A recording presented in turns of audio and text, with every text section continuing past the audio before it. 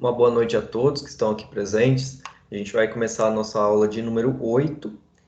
E na aula de hoje, pessoal, a gente vai falar um pouco sobre os atos processuais, os pressupostos e nulidades do processo e também sobre litisconsórcio. São três temas que temos aqui para a noite de hoje. E então é um pouquinho longa a aula, tá? Eu acho que mas vai dar tempo, tá? Selecionei aqui um tanto razoável, acho que vai dar tempo de concluir. Qualquer coisa a gente continua na outra aula. Bom, enquanto o pessoal vai chegando, só reforçar o que vocês já sabem, né, a respeito das avaliações. Eu espero que todos vocês tenham enviado o e-mail com os comprovantes para conseguir aquela pontuação que a gente vai lançar, no máximo até amanhã. Eu creio que hoje à noite ainda eu consiga lançar os pontos das atividades, né, do desafio nota máxima, do avaliar e dos estudos dirigidos. Então, eu peço que vocês, se não mandaram, até agora, depois da aula, dá tempo, tá? Eu estou recebendo aí até hoje, meia-noite. Então, façam o que for possível ainda e enviem. É muito importante que vocês façam essas atividades, tá? E isso fica não só para agora, porque já está no fim do prazo, mas principalmente para o semestre que vem, para os próximos, que vocês entendam essa necessidade de ir fazendo ao longo do semestre, né? Não adianta chegar agora no final e querer recuperar o que foi perdido.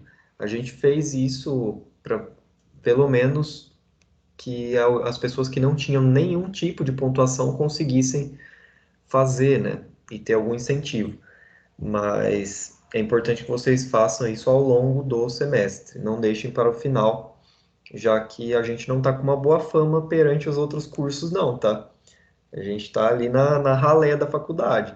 Então eu acho que é algo que ninguém quer, né? Nem a gente que é professor, nem vocês enquanto alunos.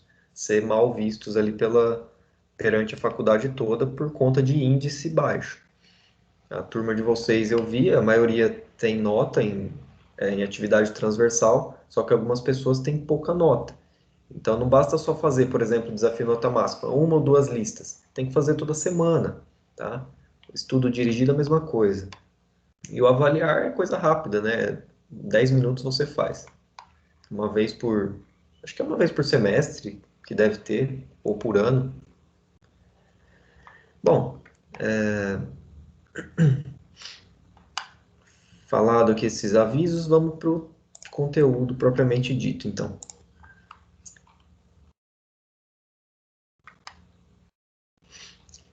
Bom, pessoal, a gente vem falando já das questões do encaminhamento do processo, né, de como que o processo se desenrola, das partes, dos momentos processuais e vários assuntos relacionados.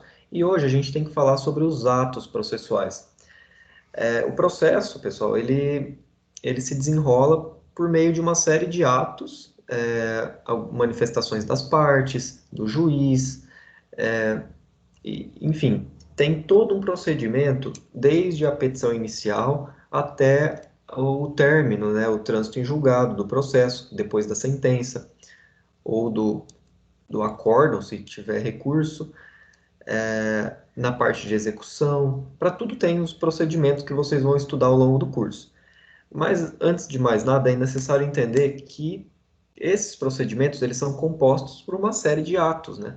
Esses atos podem ser conceituados aqui como todo aquele, o ato processual, né, é todo aquele que é praticado pelos sujeitos do processo, aqueles que a gente já falou, principalmente aqui as partes e o juiz, visando a criação, a modificação ou a extinção da relação jurídica processual. Então, como assim, né? A petição inicial, ela nada mais é do que a criação de uma relação processual. A modificação, por exemplo, na parte da fase probatória, em que você, por vezes, pode modificar alguma relação, comprovando as suas teses que você trouxe na inicial, ou a mesma coisa o réu, né? A extinção, por exemplo, os atos do juiz de sentença, que põe fim à fase de conhecimento. E Então, os atos, né, essas práticas durante o processo, elas produzem uma série de consequências, efeitos, que a gente vai falar um pouquinho hoje. Primeira coisa que vocês precisam ter em mente é que elas independem, tá, pelo menos de início, de uma forma determinada, né, ou pré-determinada, conforme está disposto lá no artigo 188 do CPC. Salvo aqueles casos em que a própria lei vira exigir alguma forma. Deixa eu colocar o fone de ouvido, porque esse horário é péssimo, esses cachorros na rua. Todo dia eles atrapalham. Quando não é aqui no vizinho, é na rua. Mas enfim. Então, salvo quando a lei não exigir uma determinada forma expressamente, né? Peraí.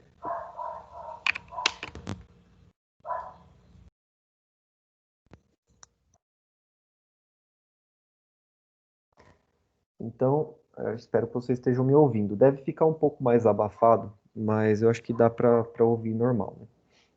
Então, salvo quando a lei exigir uma forma pré-determinada, expressa, não se exige que não se tenha uma forma para os atos processuais, tá? Então, não tem um quadradinho lá que você tem que encaixar tudo que você for fazer. Então, vai depender. A gente sempre se orienta pela finalidade desses atos. Então, o ato ele tem que cumprir o seu objetivo, a sua finalidade, tá? Não adianta nada eu ter algo meramente formal e não cumprir o objetivo.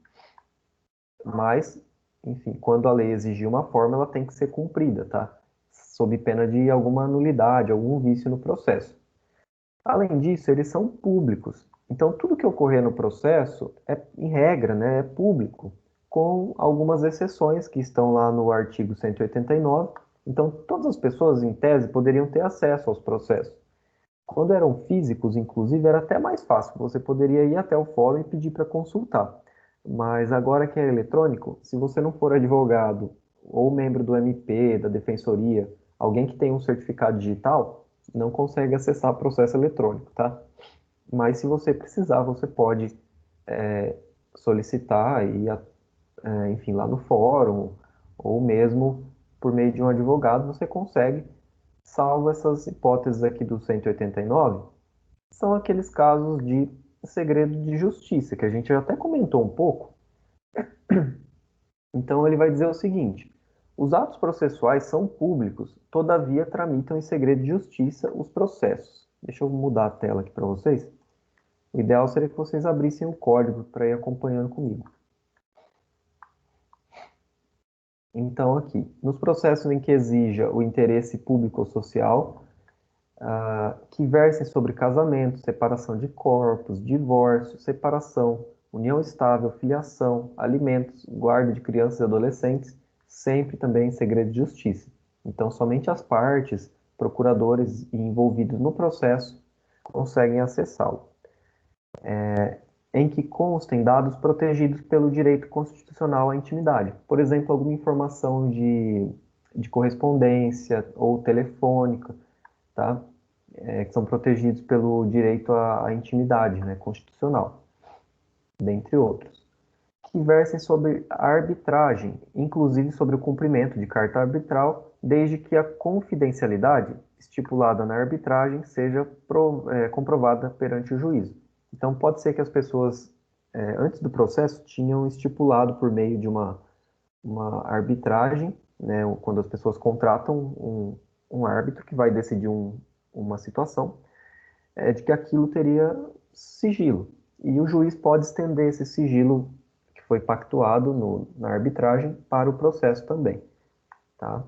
Mesmo esses processos de segredo de justiça, eles podem, em alguns casos, né, se alguma pessoa comprovar o interesse dela e a necessidade, inclusive jurídica, ela pode requerer aqui ao juiz uma certidão do dispositivo da sentença. Então é a parte final da sentença lá que condena ou absolve as partes, né, a depender do caso, pode justificar e exigir, né, aliás, requerer, né, do juiz uma certidão para eventualmente instruir um outro processo, enfim.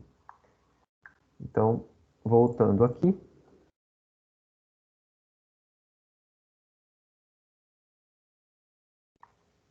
Bom, então eles são públicos, essa é a regra, com essas ressalvas do artigo 189.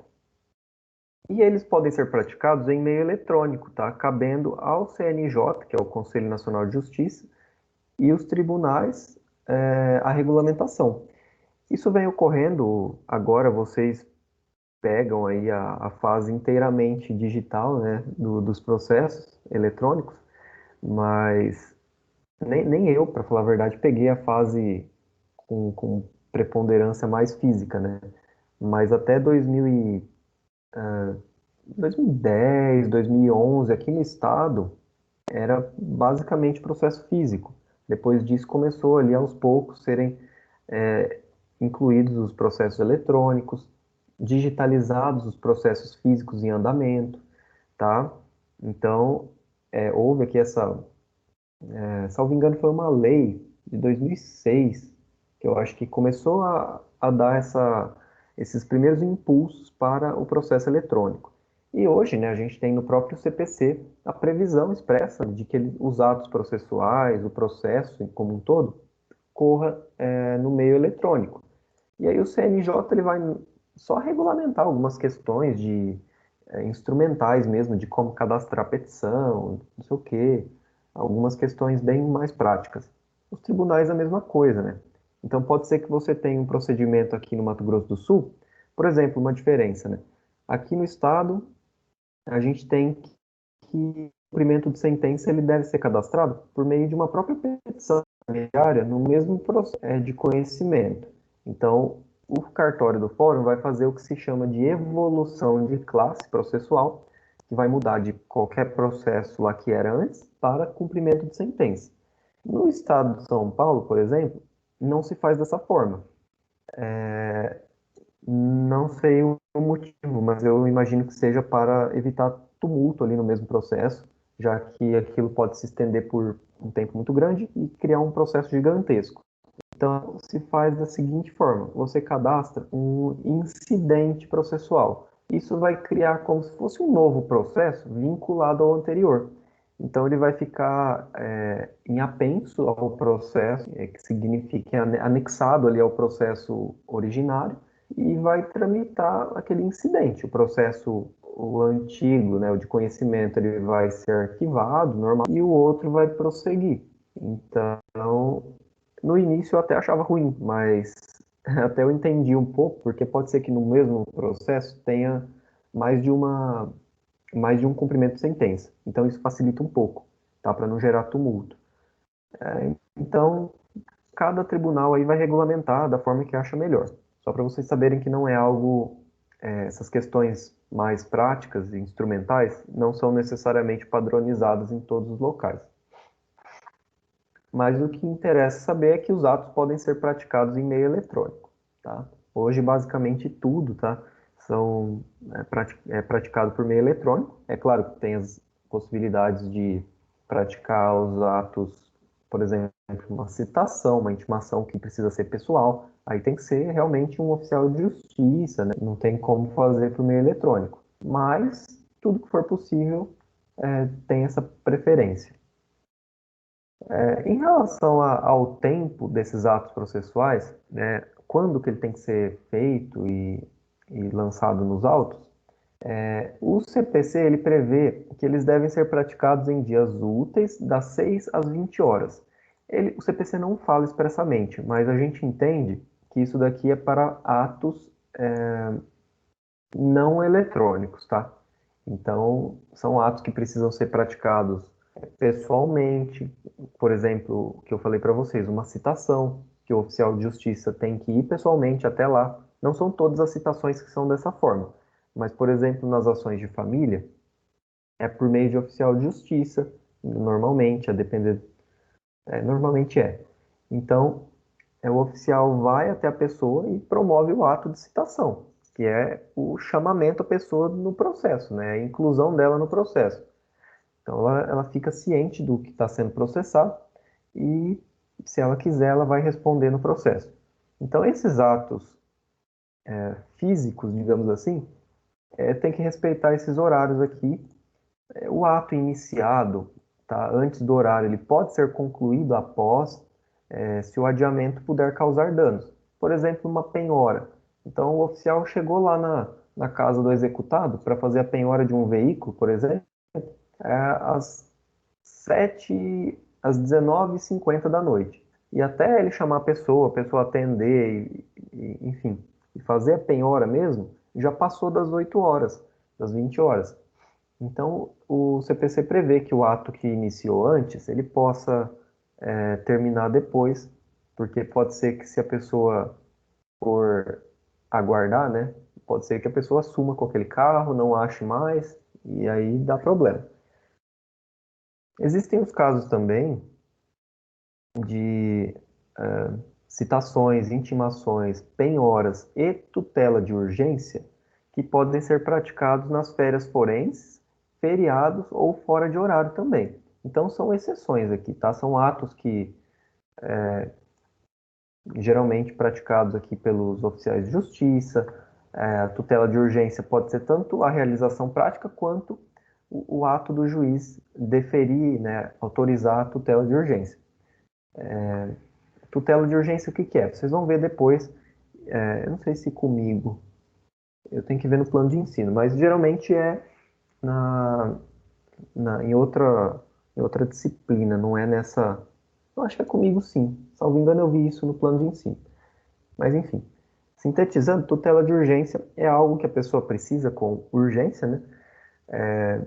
E o juiz ele pode deferir no processo antes mesmo de ouvir a parte contrária. Então, por exemplo, a exclusão do nome da pessoa do SPC e Serasa é uma espécie de tutela de urgência. Ou, um, enfim, o arresto de um veículo, por exemplo.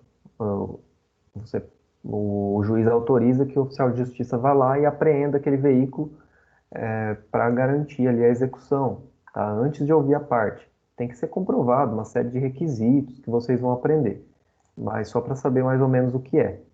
Então, são atos excepcionais que podem ser praticados em feriado, em férias forense. Férias forense é no fim do ano, salvo engano, do dia 20 de dezembro até 20 de janeiro, mais ou menos. Tá? Depende do ano, pode mudar um dia ou outro ali. Mas, normalmente, só se praticam atos muito necessários mesmo, muito urgentes. E os processos que não são suspensos, tá? Durante esses períodos de férias, estão lá no artigo 215. Vamos achar aqui o 215. Normalmente, pessoal, são processos que demandam uma certa urgência, tá? Sob pena aí de prejudicar o direito das partes, né? De causar algum prejuízo. E também os processos de alimentos, processos de nomeação ou remoção de tutor ou curador, tá? De criança e adolescente. E outros processos que a lei vier a determinar também. Então é isso que prevê o 215. Tá? Em regra, casos de urgência, né? Casos de urgência, essas questões de alimentos, que são urgentes também, não são suspensos, não são paralisados durante esse período do fim do ano. Então, podem ser praticados atos no processo normalmente. O ato que for eletrônico, tá? Aqui a gente falou de atos pessoais, físicos, né? O ato que for eletrônico, ele pode ocorrer até as 24 horas do último dia do prazo. Ou seja, até as 11h59 lá do último dia eu posso protocolar minha petição, eu posso praticar algum determinado ato no processo e não vai ter problema algum, tá? Então, a vantagem do processo eletrônico é essa, né? Você não precisa correr para pegar o fórum aberto.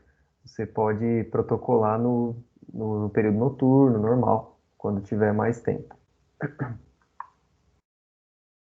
Tudo bem até aqui? Porém, tendo dúvida, vão gritando aí, vão falando. Em relação ao espaço, né, à espacialidade do ato processual, a gente tem também uma regra de que eles devem ser praticados na sede do juízo, né, ou seja, nas dependências do fórum. Então, todos os atos, uma audiência, os atos do juiz principalmente, devem ser praticados na dependência do fórum. Existem os casos, é claro, de atos que precisam ser praticados fora, por exemplo, algo que tenha que ser lá na residência da pessoa. Então, é uma citação, uma intimação pessoal, que eu já mencionei para vocês, um ato de penhora que não vai ter como ser feito no fórum. Mas a regra, e aqui no que se refere principalmente aos atos do juiz, tem que ser praticados na sede do juiz, do fórum. Com algumas exceções, como tudo, né? Prerrogativas pessoais pelo exercício da função, é o chamado critério da deferência. Por exemplo, o presidente da República, ministros, eles têm a possibilidade, a prerrogativa de, se for bem justificado e for necessário, o juiz entender necessário, eles podem ser praticados atos do processo fora das dependências do fórum. Por exemplo, uma audiência no Palácio do Planalto, por exemplo, se for o caso, tá? Se for de bem justificado aqui. Eu, particularmente, pouco vejo aqui casos disso, tá? Mas existe a possibilidade. Também, se existir algum obstáculo, né, arguido pelo interessado e acolhido pelo juiz. Por exemplo, no caso de uma pessoa enferma. Isso daqui costuma ocorrer. Se é uma pessoa, por exemplo, que está de cama, que tem extrema dificuldade de locomoção ou que nem pode se locomover, é razoável que o juiz se desloque, né, e vá até o local. Tem juiz que não gosta muito não, né, mas já vi vários juízes fazendo audiência na casa das partes. Vai, por exemplo, um processo de aposentadoria em que a parte está lá na cama, está, sei lá, hospitalizada, não tem condições de sair do local. O juiz pode ir até o local, fazer a audiência, vai levar uma pessoa acompanhando, né, para redigir o termo, as atas, né, do processo. Os advogados acompanham tudo, normalmente, como se estivesse no fórum. Então, eu já vi vários casos, vocês podem procurar notícias que vocês vão encontrar sobre isso. E é bem interessante. É algo humano mesmo, né, de se pensar, de fazer, já que não é razoável se exigir que uma pessoa nessas situações se desloque até o fórum. Vamos falar especificamente agora dos atos de dois tipos de sujeitos no processo, né? Primeiro das partes e depois do juiz. Os atos das partes, da mesma forma como os demais, eles também produzem, como regra, imediata constituição, modificação ou extinção dos direitos processuais. Isso está lá no artigo 200 do CPC. Então, como eu mencionei antes para vocês, é uma petição inicial que vai constituir uma relação, é alguma questão probatória que pode modificar essa relação. Extinção, por exemplo, a pessoa pode desistir do processo, ela pode renunciar, ela pode transacionar, tá? Tudo isso altera a relação jurídica processual. Esses atos eles vão ser classificados aqui em três. Os atos postulatórios, que são aqueles em que as partes trazem suas teses de direito e de fato a juízo. Exemplo, né? Petição inicial, contestação, recursos, tá? Tudo isso aqui são atos postulatórios. Tá? Então a pessoa está postulando, está trazendo o que ela quer alegar ao juízo. Temos também os atos probatórios, que são, como o nome já diz, aqueles que se destinam a trazer provas, né, comprovações aos autos, né, ao processo. Então, eles tentam aqui demonstrar a veracidade dos fatos que são alegados, a juntada de documentos, de outras provas, né? Então, tudo isso são atos postulatórios, aliás, probatórios. A gente tem também atos de disposição, que são aqueles que visam aqui facilitar a composição dos litígios. Ou seja, a parte ela pode dispor dos seus direitos, se forem passíveis disso, né? Tem direitos que são indisponíveis, que nem a parte querendo ela pode abrir mão, mas muitos casos pode. Então, são os casos aí para vocês. Direitos patrimoniais, que no geral podem ser disponíveis. A pessoa ela pode entrar num acordo com a parte contrária, transacionando, ela pode renunciar ou ela pode desistir do processo, enfim. Tudo isso aqui são atos de disposição que vão de alguma forma, colocar fim também, né, aos litígios. Vão buscar essa composição, seja por meio de acordo, de desistência, o que seja. Tudo bem até aqui? Alguém tem dúvida?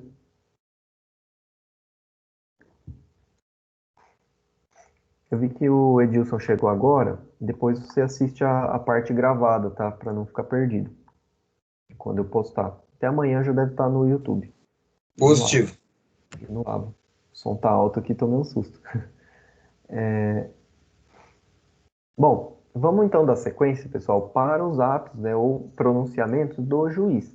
Aqui é bem interessante que vocês prestem bem atenção, porque muita gente confunde, tá? Esses três atos básicos aqui do juiz. Primeiro são os despachos. Os despachos estão lá na base da hierarquia dos atos ali, se a gente for pensar assim. São atos que não têm qualquer conteúdo decisório, ou seja, não decide nada, só para dar andamento, para impor aqui a marcha normal do procedimento, né, do processo. Então, são aqueles atos que visam promover o andamento processual, abrir vistas para alguma parte, esse tipo de coisa. Não tem decisão aqui nesse ato. Sua definição é feita por exclusão. Então, tudo que não for sentença e o que não for decisão interlocutória é considerado despacho.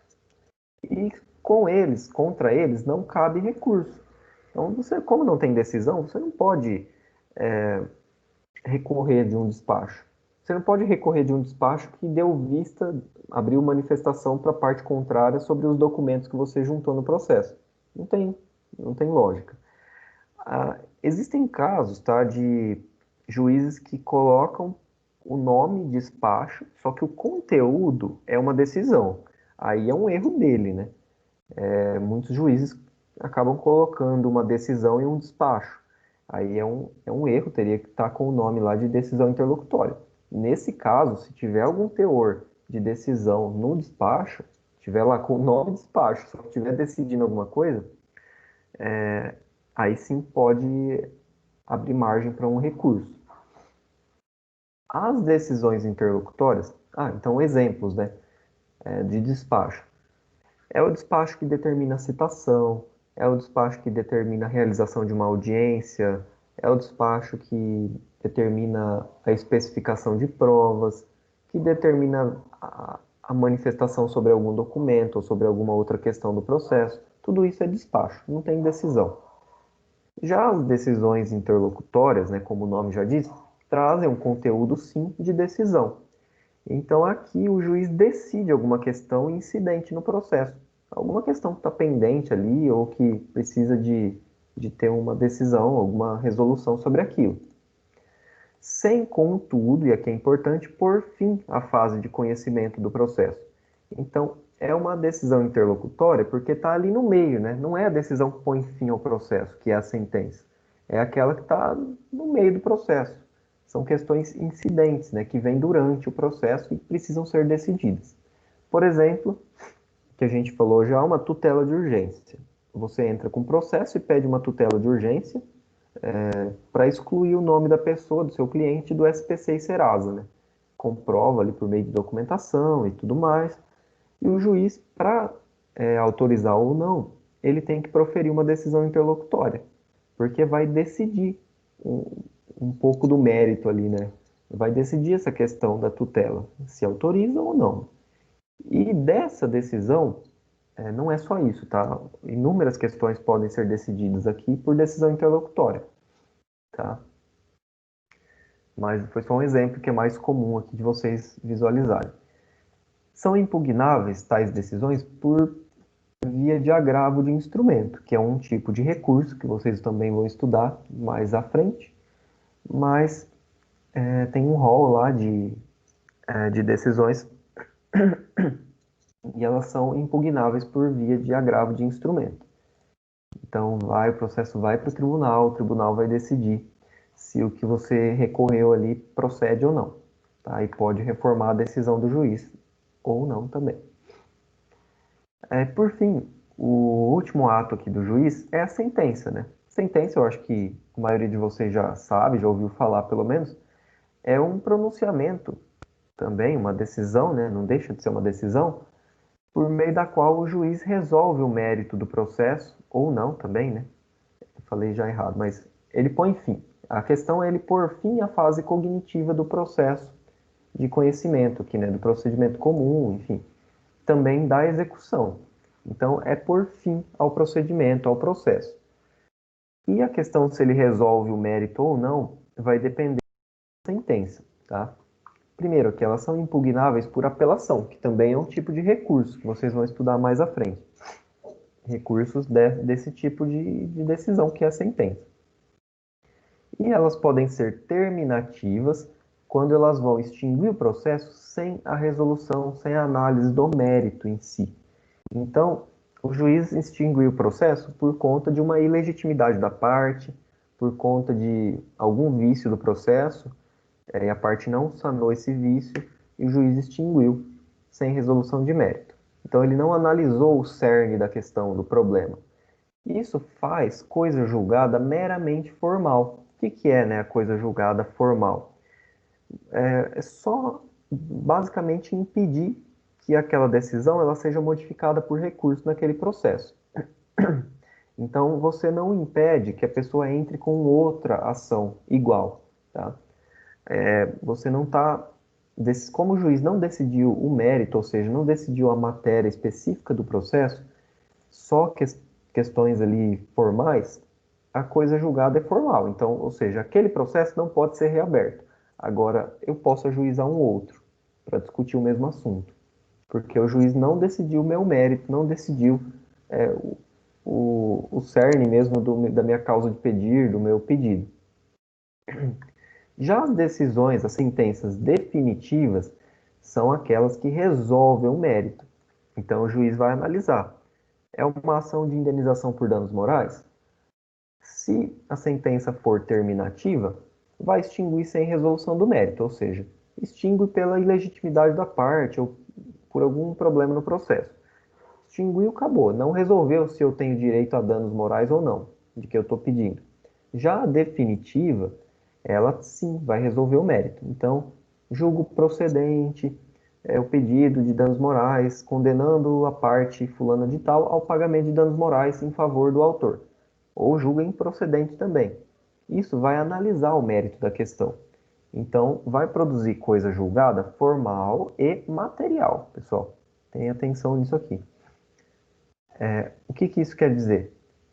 Depois que transitar em julgado, que passar o prazo para recurso, que não tiver mais recurso, o processo ele não pode ser reaberto e muito menos a matéria que foi discutida nele, ela pode ser discutida novamente por um outro processo.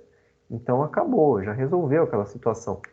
Tem essa finalidade de pacificação mesmo, de terminar com os conflitos sociais.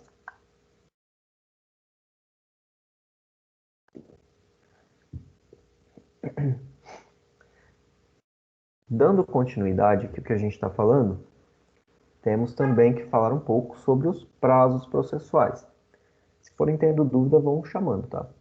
Senão vou continuando. Pessoal, os prazos processuais, em decorrência da... Vocês sabem que a gente tem a questão da inércia do judiciário, que só se movimenta se for provocado, né? Mas depois que é provocado, o processo caminha de acordo com o impulso oficial. Então, o juiz enfim, tem mecanismos para promover o andamento do processo, mesmo que as partes não queiram.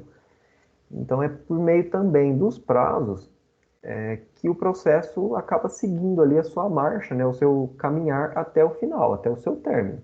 Já que se não tivessem prazos, ficaria muito livre, né? Então poderia querer apresentar minha contestação daqui 2 anos. Não, não existe isso, tem que ter um prazo final, né? Então é o prazo também que contribui nesse impulso oficial. Normalmente eles vêm discriminados pela própria legislação, seja no Código Civil, seja no CPC ou em outra lei, tá? Mas se houver omissão, né, desses prazos, compete ao juiz fixá-los. Ou então, se tiver um silêncio da lei e do juiz, o prazo, de acordo com o CPC, é de 5 dias. Então tem que ter muita atenção nisso daqui. Teve uma decisão ali, ou alguma intimação para você, enquanto advogado, fazer alguma coisa no processo. Não tem prazo. não tem prazo fixado pelo juiz, o prazo é 5 dias. É o prazo legal também, né? É a exceção aqui, tá? Para quando não tiver algo específico, tá? Essa daqui é a regra, na verdade é uma exceção, né? Que é utilizada para os casos que são omissos, tanto do juiz quanto da lei. Normalmente a gente já tem nas decisões, por exemplo, né, um prazo para contestação, 15 dias. Então o juiz já determina, apesar da própria lei já estabelecer o prazo, né? Então, cite-se a parte ré para querendo apresentar contestação no prazo de 15 dias. Então esse é o prazo que ela tem. Passou esse prazo, vai ser revel, vai precluir o direito de alguma coisa, enfim, não vai poder mais fazer nada. Outro prazo, por exemplo, para manifestação de algum documento no processo, o juiz pode fixar, porque não tem prazo em lei para isso, não que eu saiba. Então, manifeste-se a parte sobre os documentos juntados no prazo de 10 dias. Então, o juiz pode definir, tá? Do contrário, é 5 dias. E aqui a questão da contagem, né? Somente os dias úteis são computados na contagem de prazo em dias, tá? Com exclusão, e aqui o detalhe, exclusão do dia do começo e inclusão do dia do vencimento. Como que funciona, né? Isso daqui. A contagem inicia no primeiro dia útil subsequente ao da publicação. Pessoal, aqui é muito, tá? Tem que ter uma especial atenção para essas questões de prazo. Quando vocês estiverem mexendo com processo, alguma questão profissional, fiquem atentos aos prazos. Aqui no Mato Grosso do Sul, até costuma ter certidões com o prazo, tá? Então você já vê lá na certidão do processo, por exemplo, o juiz intima para você apresentar as provas que pretende produzir no processo, especificar as provas, no prazo de 15 dias, por exemplo. Aí na certidão, depois que o cartório publicar, eu vou mostrar um exemplo para vocês. Já vai ter prazo específico. Então tá lá, Eduardo Adão Ribeiro. Na frente tem um prazo, o dia tal, por exemplo, dia 10 de novembro de 2020. Então eu tenho até aquele dia para cumprir ou para me manifestar sobre o que o juiz falou. Em outros locais não necessariamente vai ter uma certidão como essa, então vocês vão ter que saber contar, como é o caso do estado de São Paulo. Não tem uma certidão com o prazo especificado. Tem, é claro, né, a decisão do juiz que deu o prazo, e a certidão de publicação e de intimação. Isso aqui falando, pessoal, de prazos para advogados, tá? Então eu vou só mostrar aqui para vocês um exemplo de como que faz essa contagem do prazo. Como o prazo é em processo eletrônico, então vai considerar aqui a questão da publicação no Diário Eletrônico de Justiça.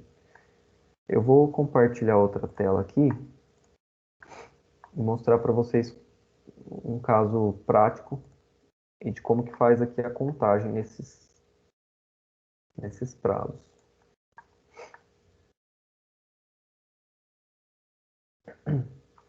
Aqui, estou compartilhando a tela aqui do meu ESAGE lá de São Paulo também, de um processo que eu atuo, e aqui, olha como ocorre, né? Processo, aqui tem as movimentações do processo, né?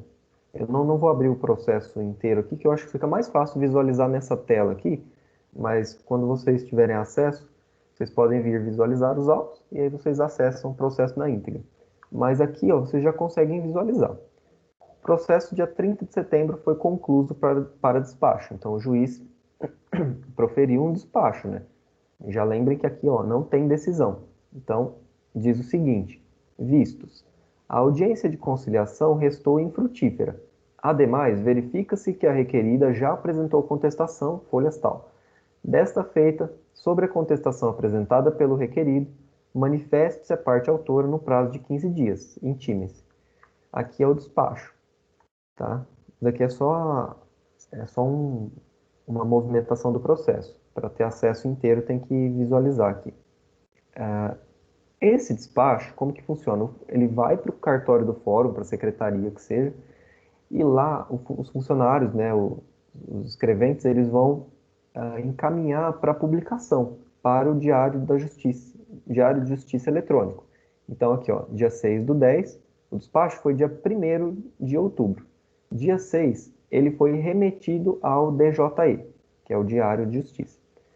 Então ele sai numa relação, né? Que é tipo uma intimação que sai nesse site, no Diário de Justiça. A gente recebe por e-mail, quando cadastra no ESAG.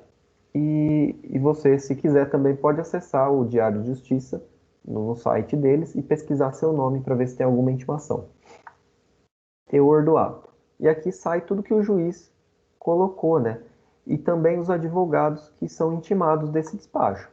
E aqui tem, né, os advogados do réu e tem eu aqui. Então, nesse caso, essa é só a certidão de remessa. Depois disso, tem a certidão de publicação, que é o que nos interessa.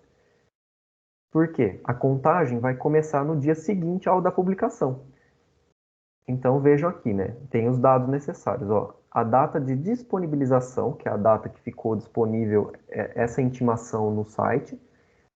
A, aliás, a data que foi... a data que fica disponível, sim. A data da publicação é considerada o dia seguinte ao da disponibilização. E a data do início da contagem do prazo é a data seguinte ao da publicação. Então, se a publicação dessa intimação foi dia 8/10, que jeito que eu vou contar aqui, né?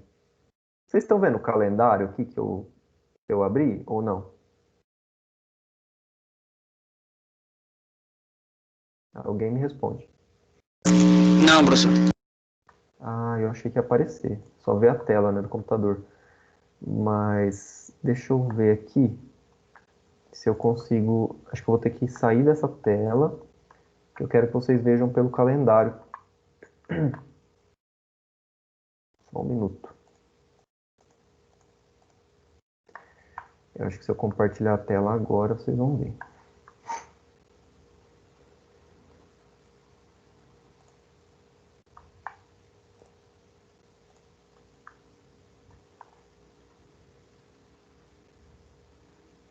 Será que eu não consigo compartilhar a área de trabalho? Agora vocês estão vendo a área de trabalho. Estão vendo o calendário? Sim. Ah, beleza. Então, a publicação tinha sido dia 8/10, né? Então, vamos fazer... Como que funciona a contagem, né? Para você saber o prazo desses 15 dias ali que o juiz deu. Lembre que eu falei, né? O dia do início é o dia depois da publicação. Então, tem aqui dia 8 que foi publicado. Então, começa a contar somente dias úteis. Dia 9, que é sexta-feira, 1. Dia 12 foi feriado, não conta.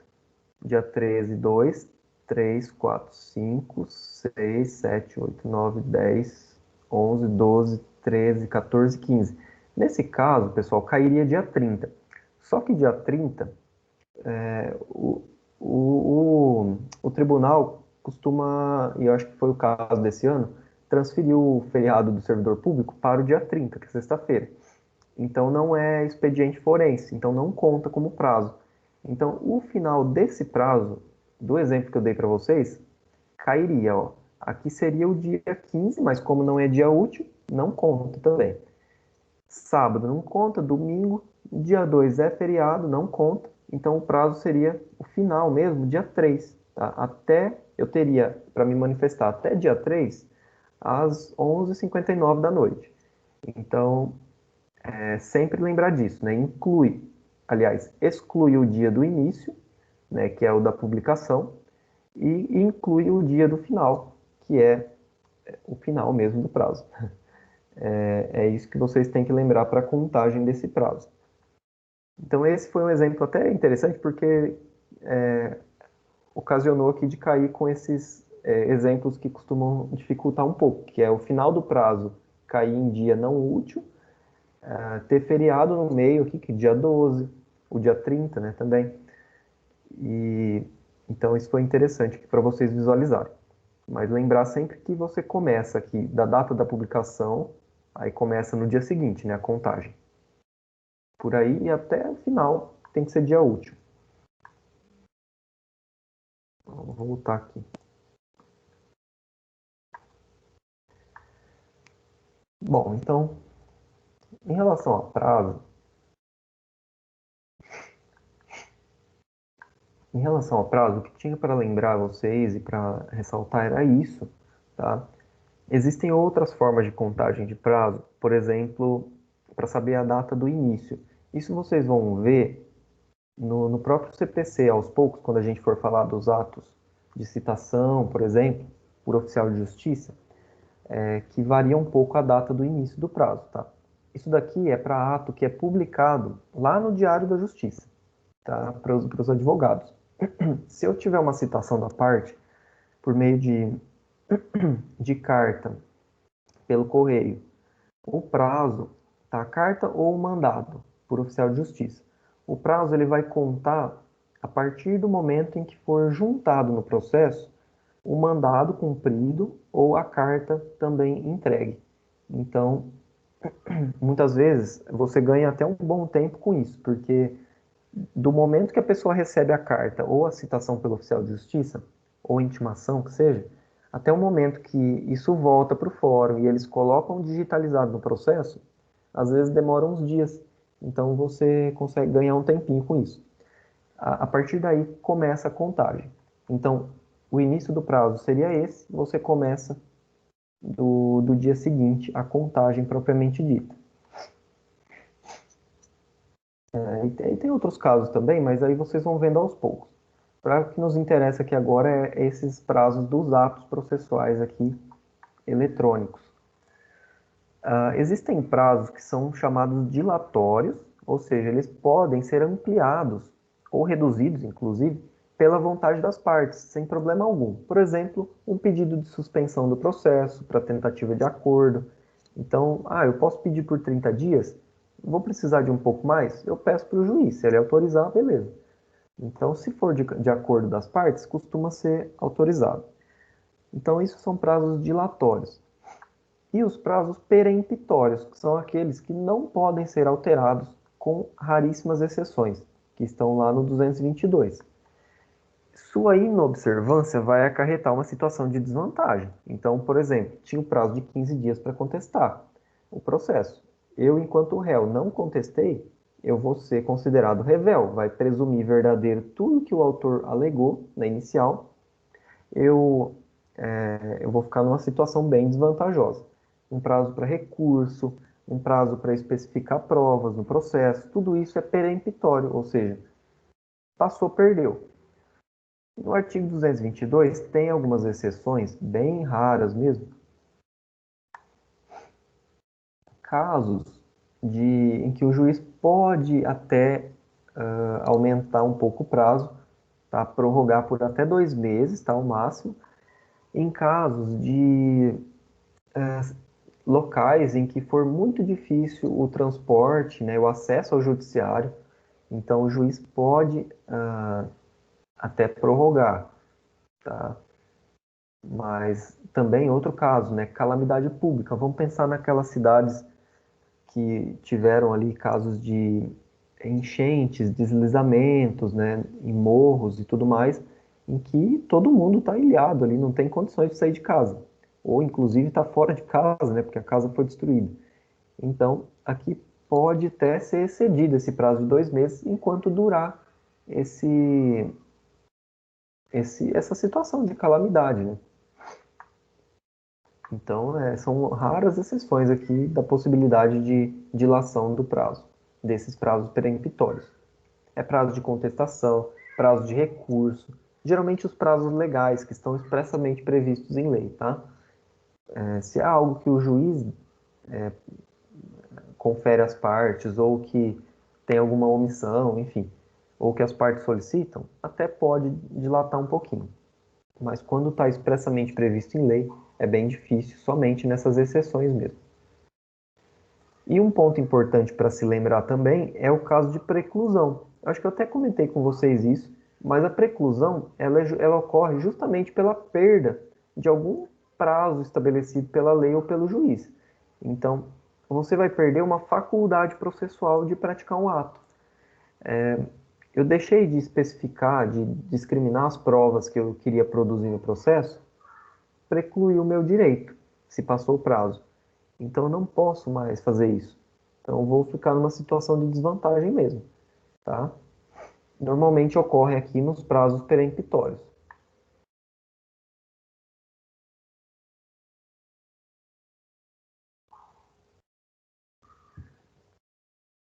Em relação aos atos processuais, a gente finaliza. Então, dando sequência, a gente tem um outro tema para conversar um pouco, são, né, os pressupostos processuais.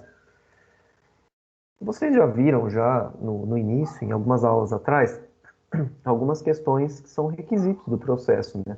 A legitimidade das partes, as condições da ação, né?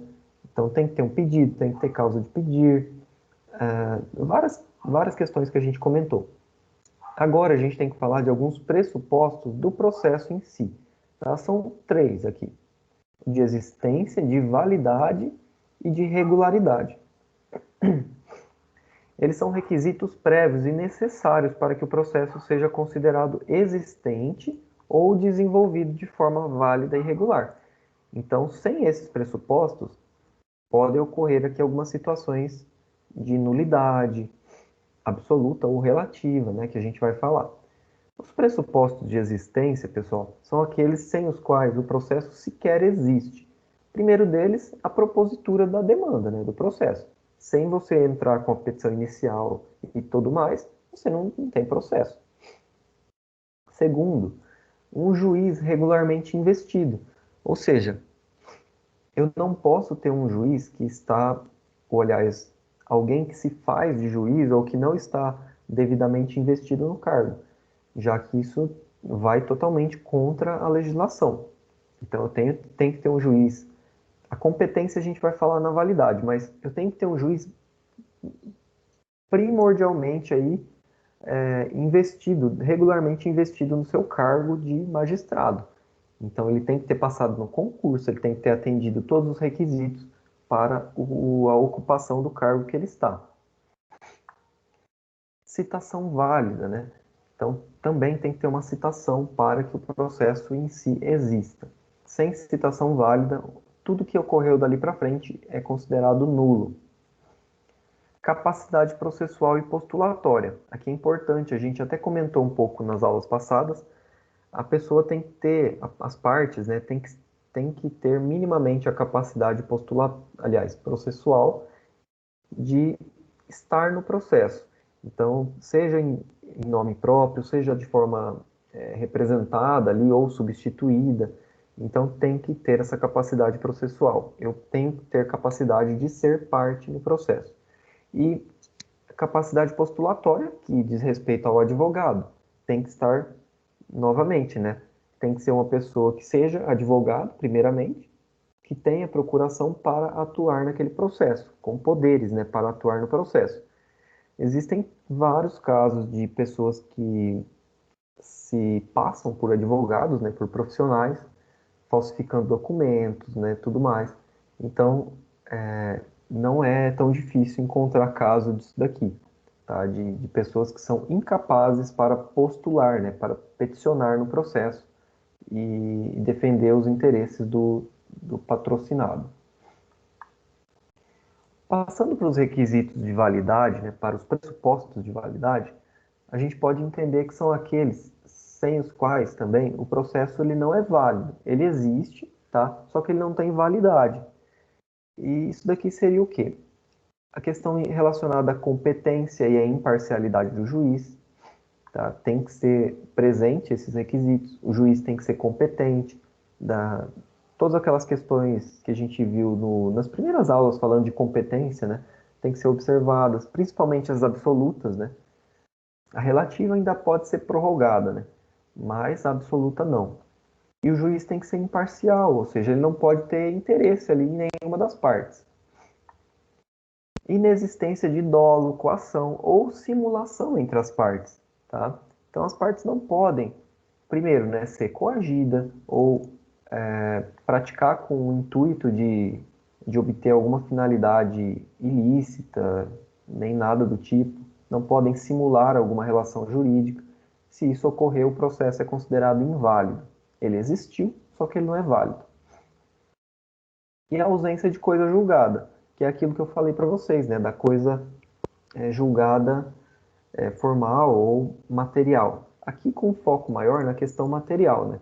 Então, se uma questão já foi decidida anteriormente, o mesmo direito, a mesma situação, ela não pode ser decidida novamente, tá? Então, isso é a questão de segurança jurídica. E já, por fim, os pressupostos de regularidade são aqueles ligados à nulidade relativa e também passíveis de serem sanados. Então, é mera questão instrumental, às vezes, algum vício bem pequeno ali no processo que não causa prejuízo, ou se causar prejuízo, o próprio juiz ou as partes requerendo no processo, eles podem sanar esse vício, tá? A gente tem algumas formas de controle aqui desses pressupostos, pessoal. O controle, né, é a forma de você, principalmente, poder evitar ou então solucionar esse vício, essa falta de pressupostos, podem ser aqui de meio incidental, ou seja, no próprio curso do processo. Eu, enquanto parte, eu posso solicitar para o juiz que aprecie alguma questão relacionada aos pressupostos do processo. O próprio juiz pode conhecer de ofício alguns deles, ou de forma excepcional, que é aquelas ocorridas após o trânsito em julgado. Em tese, depois do trânsito em julgado, você não pode mais modificar aquela situação, aquela relação jurídica. Só que nesses casos de pressupostos aqui, principalmente de existência e validade, pode ser modificado, tá?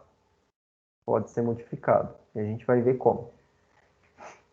Os casos de nulidade absoluta por ausência dos pressupostos de existência.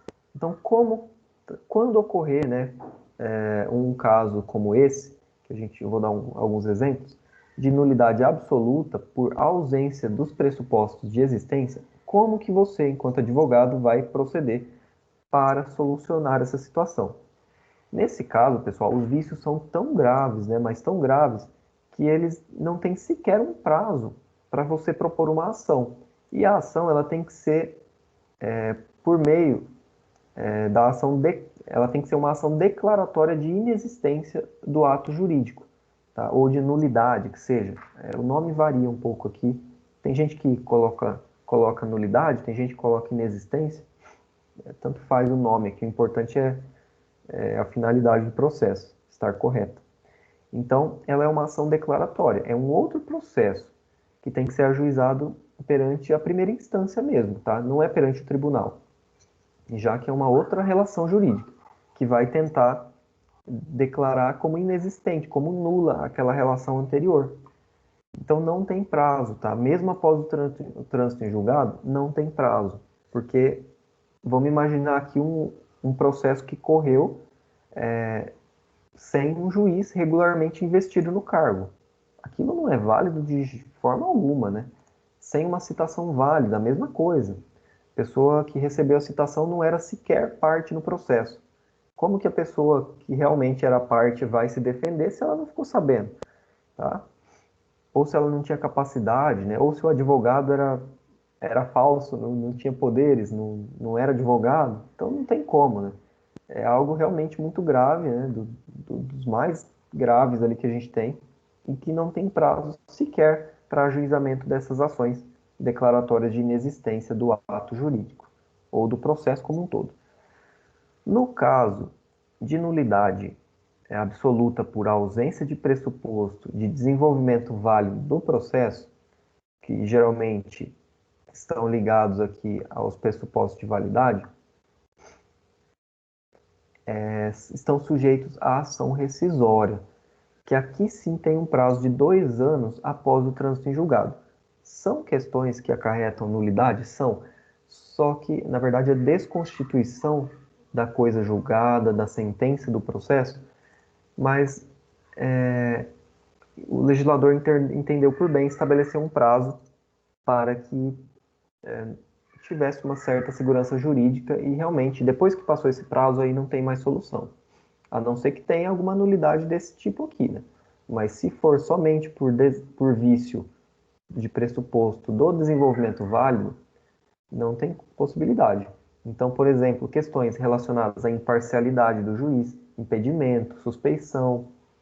A ação rescisória está lá no artigo. Deixa eu achar aqui. situar vocês, artigo 966 e seguintes. Então tem lá, né, que depois de transitado em julgado pode ser rescindida a decisão de mérito. Aí tem vários itens ali, tá? Mas normalmente esses pressupostos ligados à validade. Então, se tiver alguma ofensa à coisa julgada, por exemplo, é um processo que foi julgado, mesmo já tendo uma outra decisão anterior, uma outra sentença anterior sobre aquela mesma coisa, se for verificado dolo, coação, simulação entre as partes, juiz incompetente ou imparcial, aliás, ou parcial, né? Impedido ou suspeito. Então, tudo isso pode ser alegado aqui em ação rescisória, com esse prazo de 2 anos. E as nulidades relativas, mais atreladas a questões de regularidade do processo, né? Elas, opa, elas geralmente decorrem aqui da inobservância de alguma forma prescrita em lei para determinado ato processual. Então, são questões menores, né, no processo. Apesar de poderem ser alegadas e ter alguma consequência, não é algo da maior gravidade possível, como a gente falou agora há pouco. Então, é alguma questão relacionada à forma. Por exemplo, na carta de citação, não. Espera aí que tem alguém entrando. Na carta de citação, por exemplo, não foi cópia da inicial. Então, isso é uma irregularidade formal que depois que a pessoa tiver acesso ao processo, ela vai poder alegar as matérias de defesa normalmente. Tá? Então, a gente vai observar sempre a instrumentalidade das formas, ou seja, se atendeu às finalidades que foi propostas e também o aproveitamento de atos processuais, ou seja, tudo que não for afetado por essas questões formais de irregularidades não precisam ser anuladas, tá? Então vai se aproveitar ao máximo do processo para evitar o desperdício aí desses atos processuais que foram realizados. Então ela não pode ser requerida pela parte que lhe der causa e também deve ser alegada na primeira oportunidade em que couber falar nos autos. Já mencionei para vocês os casos de nulidade relativa, acho que tinha outra questão também que tinha que ser alegada em preliminar de contestação, que é o primeiro momento em que o réu a oportunidade de manifestar no processo. Depois disso, ocorre a preclusão. A pessoa não pode mais alegar essas matérias de nulidade relativa no processo, tá bom? Então, o prazo é a primeira oportunidade que você pudesse manifestar no processo. Depois disso, ocorre uma certa convalidação, né? Nesse exemplo que eu dei para vocês, uma citação que não foi acompanhada da cópia das decisões, da petição inicial. É um vício formal? É. Tá? É uma irregularidade? É.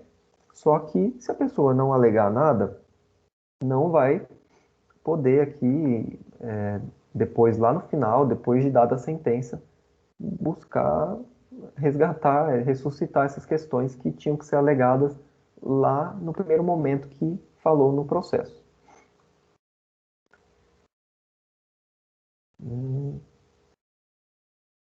Tá. Outro exemplo disso daqui, né, de nulidade relativa, por exemplo, um oficial de justiça, ao invés de colocar na certidão de citação, coloca que ele intimou a parte, tá? Também, né, nulidade relativa. Só o nome lá não vai fazer diferença, né, para a pessoa, a menos que ela alegue, né, que teve algum prejuízo. O advogado, por exemplo, não foi corretamente intimado por aquelas certidões do Diário de Justiça, não apareceu o nome dele, ou não tinha alguma informação do teor da decisão do juiz, mas ele conseguiu ter acesso aos autos, ficou sabendo, né, praticou tudo que era necessário, e ele pode alegar nulidade? Pode. Só que nesse caso, se não tiver prejuízo também, pode ser que o juiz nem conheça dessa nulidade, tá? Então aqui não tem um processo específico para casos de nulidade relativa. Tem que ser alegado no próprio processo, na primeira oportunidade que couber falar nos autos. Pessoal, alguma dúvida sobre essa questão? E a gente já passa para o litisconsórcio, que é a última parte da matéria. Alguém quer perguntar alguma coisa?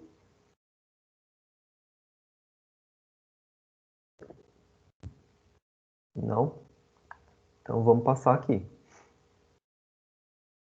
Bom, a gente já falou então sobre os atos processuais, sobre as nulidades e pressupostos do processo, e agora a gente parte para um outro item, que é o litisconsórcio. O litisconsórcio, não sei se vocês já ouviram falar ou não sobre isso, mas é o seguinte, é a possibilidade de mais de uma parte compor o polo ativo ou passivo do processo. Como assim? Num processo, em regra, existem partes ativas e partes passivas, que é o autor, o réu, exequente, executado, e por aí vai. Essas partes, né, o que a gente chama de polo, né, todo mundo que é autor e todo mundo que é réu num processo são chamados polo. Então é o polo ativo, polo passivo. O polo ativo é o que propõe e o polo passivo é o que responde à demanda. Nesses casos, a gente pode ter hipóteses de processos em que são necessários ou opcionais, né, faculdades das partes, para compor o polo ativo ou passivo, mais de uma pessoa, tá? Ou mais de uma parte. Então, são os chamados litisconsórcios. São os casos em que existem mais de um autor, mais de um réu no processo, pelos mais variados motivos. Pode ser que isso seja expressamente previsto em lei, inclusive, pode ser que seja uma mera liberalidade do autor, e por aí vai. Mas são espécies em que mais de uma pessoa, mais de uma parte, né? Pode ser não necessariamente uma pessoa, mas pode ser uma empresa, enfim. Mais de uma parte está no polo ativo ou no polo passivo do processo. Temos algumas espécies. Primeiro, o litisconsórcio facultativo, que é aquele que cabe ao autor escolher aqui, seja o litisconsórcio facultativo do polo ativo ou passivo. Então ele pode escolher se ele entra junto com alguma outra pessoa e se ele entra também contra dois ou mais réus no processo. Então ele pode escolher aqui, tá? Acompanhado de demais coautores ou contra vários réus. A gente tem algumas hipóteses lá no 113, tá? Deixa eu ler para vocês. O 113 vai dizer o seguinte, que pode ocorrer, né, da pessoa escolher ajuizar o processo em litisconsórcio de forma ativa ou passiva quando houver alguma comunhão de direitos ou obrigações relativamente à lide, entre as causas houver conexão pelo pedido ou pela causa de pedir, ou ocorrer afinidade de questões por ponto comum de fato ou de direito. Como assim, né? Esses são os casos mais comuns aqui, né, de litisconsórcio facultativo. Então, por exemplo, é uma vítima de delito, algum caso, algum dano sofrido por uma pessoa que foi praticado por mais de uma pessoa. Então, você sofreu ofensa à sua honra, tá? Que tem alguma conexão, algum ponto de contato aí nessas ações por mais de uma pessoa. Vamos imaginar uma publicação na internet, no Facebook, em alguma rede social, que várias pessoas comentaram, te xingando, enfim, denegrindo sua imagem e tudo mais.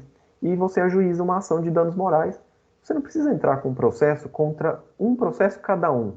Você pode ajuizar um processo só contra vários réus. Tá? Mesma coisa, um credor também acionando codevedores solidários.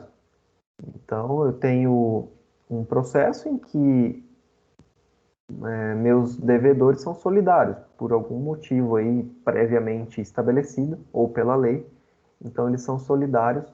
O que é a solidariedade, né? Que significa que eu posso cobrar a totalidade da dívida dos dois ou de um só e depois essa pessoa busca receber do outro.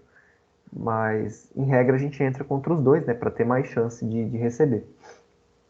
Outra coisa também, vários credores solidários acionando um devedor comum. Então, se eu sou credor solidário em relação a uma pessoa, a uma pessoa, eu posso, juntamente com esses outros credores que estão junto comigo, ajuizar um processo só contra o mesmo devedor. Tá? A mesma situação, só que inversa. Não sei se deu para entender. Nesse caso, pessoal, pode haver também uma limitação pelo juiz quanto ao número de pessoas, né? Se isso prejudicar o andamento do processo, em algum caso que atrapalhar o processo, o juiz pode limitar o número de pessoas. Vamos imaginar que numa publicação nas redes sociais você foi ofendido por 150 pessoas, né? Então você não vai entrar com processo contra 150 pessoas. Pode até tentar, mas dificilmente o juiz vai deixar, né? Vai manter, porque aquilo vai atrapalhar. Você imagina até citar todo mundo e você imagina contestar 150 contestações no mesmo processo. Então é coisa difícil, né? É mais complicado. Então o juiz pode limitar se ele entender necessário. E falando em necessário, a gente tem uma outra espécie que é o litisconsórcio necessário, que ao contrário do facultativo, que vem da escolha do autor, ele decorre da própria lei ou da natureza jurídica que exige, né, o comparecimento de todos os envolvidos para que a sentença seja eficaz. Então, se as pessoas não participarem, ou se uma das pessoas não participar desse processo, que demanda litisconsórcio necessário, né, como o nome já diz, vai ter a nulidade absoluta do processo como um todo. Então, não vai produzir sequer efeitos, tá? Vou dar exemplos também de litisconsórcio necessário. Deixa eu achar aqui onde eu anotei. Litisconsórcio necessário ou indispensável. Tá? Pode ser, por exemplo, já falei acho que isso para vocês, ações que versem sobre bens imóveis ou sobre direitos reais sobre bens imóveis, em que o marido e a mulher terão que ser litisconsórcio, aliás, estar em litisconsórcio no processo. Então, todas as ações que versem sobre bens imóveis e direitos reais, as pessoas que são casadas, principalmente em comunhão de bens, enfim, a não ser que seja separação, elas têm que entrar em litisconsórcio, ou ao menos ter uma autorização do cônjuge, né? É a chamada outorga conjugal, tá? Existem também, se forem ações contra, que versar aqui sobre bens imóveis contra pessoas casadas, né, nesses regimes de bens, elas também têm que ser aqui em litisconsorciados no polo passivo, tá? Então tem que citar os dois. Mesma coisa a ação de divisão de terras, tá? Existem, sei lá, 10 pessoas em condomínio em uma propriedade rural, por exemplo. Receberam de herança um sítio e as 10 pessoas, 10 filhos estão em condomínio, né? Não tem uma limitação exata de quem possui o que nesse imóvel. Todo mundo possui tudo. Nesse caso, é a mesma coisa. Todos têm que entrar em litisconsórcio no processo. Se alguns não quiserem, para fazer a divisão, tem ao menos que ser citado. E aí, se ele resistir, ele vai passar para o polo do réu, né? Ele vai estar resistindo aqui à pretensão do autor. Mas, em regra, eles têm que estar juntos no mesmo polo. O que mais? Acho que basicamente isso daqui deu para entender, né? São casos em que a própria lei exige. Outro caso aqui, ação de demarcação de terras também, tá? Demarcação de limites ali de terras. Então tem que citar todos os confinantes do imóvel, a mesma coisa, todos os condôminos, se for o caso. Então tudo isso a legislação já prevê, tá? Ou em relação da própria natureza jurídica que estiver sendo discutido. Sem esse litisconsórcio, como eu já disse, o processo é nulo, de pleno direito aqui, é nulo. Em relação, pessoal, à uniformidade da decisão, aqui a gente tem espécies, tá? Todas são espécies de litisconsórcio. Só que essas duas aqui, o simples e o unitário, elas dizem respeito à uniformidade da decisão. Então, se vai ser a mesma ou não para todos. A gente tem o litisconsórcio simples, que costuma ocorrer mais, né, em regra, nos casos de litisconsórcio facultativo, em que o juiz é livre para julgar de modo distinto cada um dos litisconsortes aqui, tá? Então, não necessariamente vai ter a mesma decisão, a mesma sentença. Elas são consideradas partes autônomas. Elas só estão juntas no processo, mas não necessariamente vai ter a mesma decisão. Nesse exemplo que eu dei para vocês de o caso de ofensa e a honra, né, o dano moral por conta de publicação na internet. Vamos supor que uma pessoa foi lá e xingou você de vários nomes, vários palavrões. A outra pessoa só foi e deu risada. Aí você entra contra o processo em face das duas em litisconsórcio, tá? Passivo, como réus. Pode ser que o juiz decida de uma forma para aquela pessoa que te xingou e de outra forma para aquela pessoa que só deu risada. Então, é um exemplo bem simples também, mas para que vocês entendam que nesse caso de litisconsórcio simples, a sentença ou as decisões nem sempre são as mesmas para todos, tá? Em regra, no litisconsórcio facultativo e tal, o unitário, por sua vez, ele já prevê que o juiz deve julgar necessariamente de maneira uniforme, tá? Para todas as partes que são litisconsortes. Em regra, ele vai ser visto aqui mais no litisconsórcio necessário, por conta da própria natureza mesmo das relações, tá?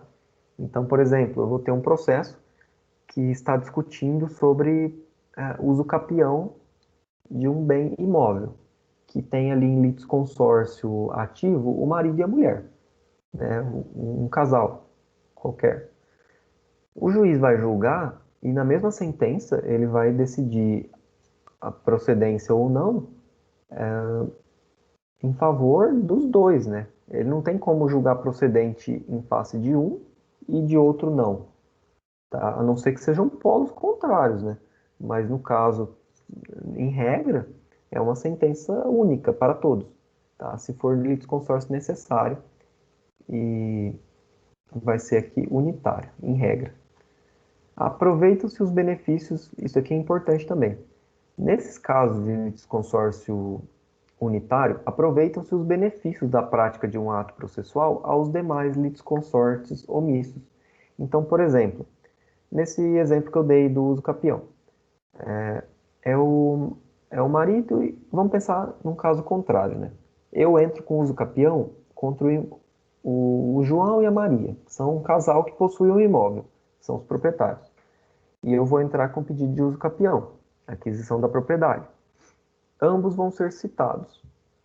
Se, como é regra aqui desconsórcio necessário e unitário,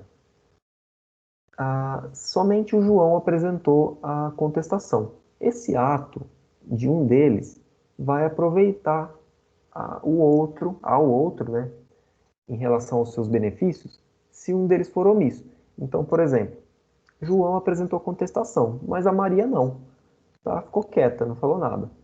Esse ato do João de apresentar contestação, como se enquadra nesse caso de litisconsórcio unitário e necessário, ele vai aproveitar a Maria. Então, ela não vai ser considerada revel. Vai ser aproveitada aqui em relação aos benefícios. Se for algo que prejudique, não é aproveitado, obviamente. Então, a pessoa, não sei, confessou alguma coisa ou praticou algum ato que cause prejuízo a ela mesma, né? Esse prejuízo não vai ser aproveitado em relação aos outros, somente os benefícios. Então a pessoa se defendeu, isso aproveita a outra parte. Apresentou um recurso, se for julgado procedente, vai aproveitar a outra parte também, por conta da necessidade da sentença, da decisão ser a mesma para todos. É somente por isso. Pessoal, a gente finaliza aqui. Alguém tem alguma dúvida, quer perguntar, complementar alguma coisa sobre isso? Se não entendeu, ficou com dúvida.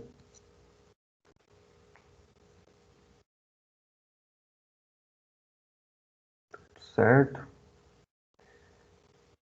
Bom, se ninguém tem dúvida, a gente encerra, tá? Eu devo passar alguma atividade para vocês essa semana, já para encerrar a pontuação que vocês têm. Então, eu devo atribuir a pontuação. Eu vou até amanhã, ou no máximo no fim de semana, eu devo passar essas atividades e dou um prazo para vocês entregarem, tá? E é naquele esquema mesmo de questões de Mark X, tá? Aí eu aviso. Pessoal, eu vou encerrando por aqui então. Eu gostaria de agradecer aqui a presença de vocês. Vou só baixar a lista de presença.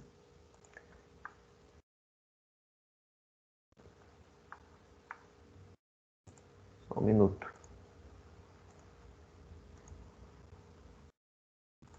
Não está baixando? Baixou. Então, agradecer a presença aqui de vocês, tá? Uma boa noite a todos e bons estudos. Até semana que vem, tá? Tchau.